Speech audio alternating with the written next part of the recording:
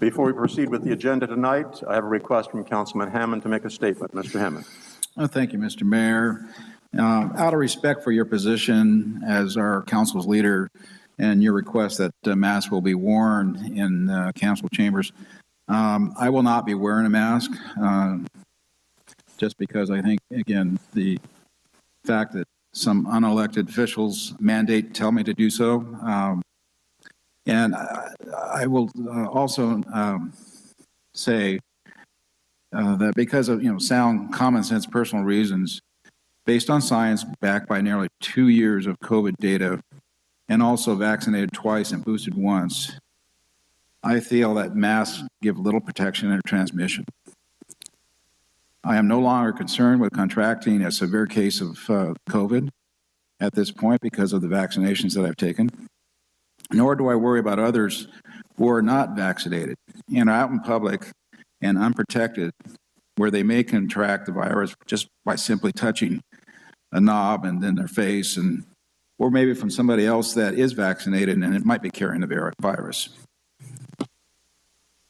In my opinion, more people should question so-called authority on health issues, especially when government will not even allow proven therapeutics like monoclonal antibody treatments to be used on high-risk positive cases.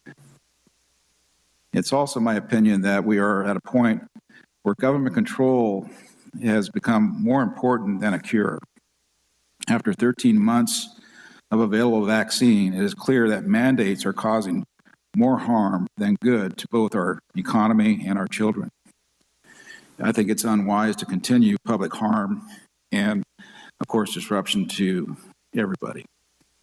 So for these reasons and others, Mr. Mayor, I will not participate in tonight's meeting, and I will recuse myself to another room where I can do it online. So I also like to ask maybe a 5-minute recess so I can get set up to do that, and respectfully. To be clear, Councilman Hammond, you will participate in the meeting, but virtually. Yes, virtually. I'm going to another location. Thank you for explaining that position. It's greatly appreciated. Mr. Gregory. Mayor Martin, I concur with Councilman Hammond, and I respect everybody's opinion to do what is best for them.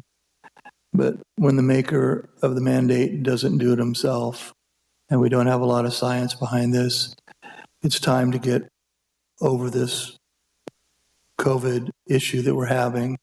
And I'm vaccinated. I practice all the protocols. I respect everybody else's opinion on what they like to do. But I can't wear my mask anymore. It's disrupting my ability to communicate.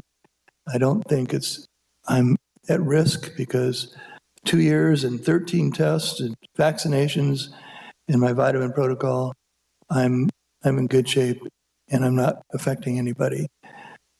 I don't think it's appropriate for us not be able to speak openly in this chamber as we're exercising our due diligence with spacing.